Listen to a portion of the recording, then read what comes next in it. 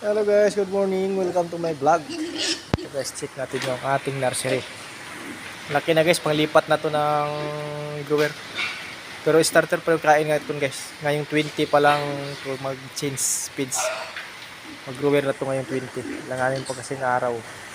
Tapusin ko lang yung araw ng schedule na kanilang change speeds. Ilang feeding para mapalitan sila ng grower bago ko ilipat sa grower.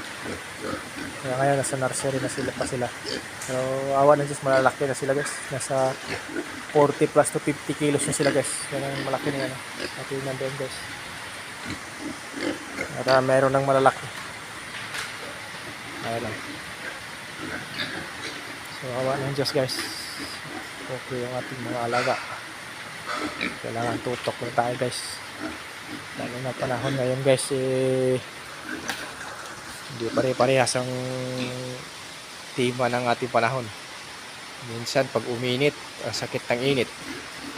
Pag umulan naman, malamig. Kagaya ngayon, umulan yung umaga guys. Oh. Tingnan mo, yan. Umuulan. Kaya mahirap iwala sa okay na yan. Kaya kailangan check natin ng personal. Kaya kung kayo ay mag-alaga guys, mga baguhan pa lang mag-alaga, kailangan ready kayo na mapagod.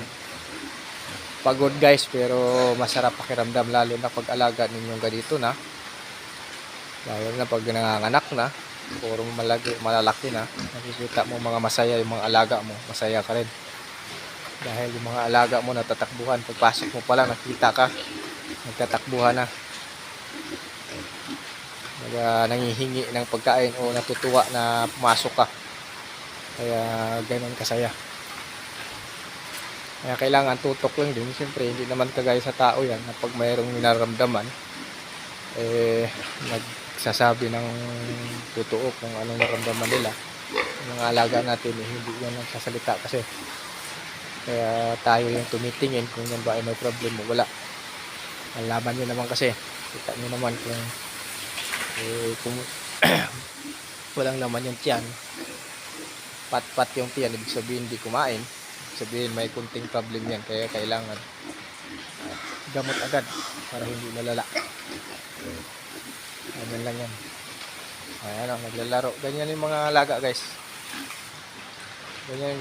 Ganyan mga alaga guys, naglalaro. Kaya pag mainit ang panahon, hindi lang yan. Kaya pag ganyan karami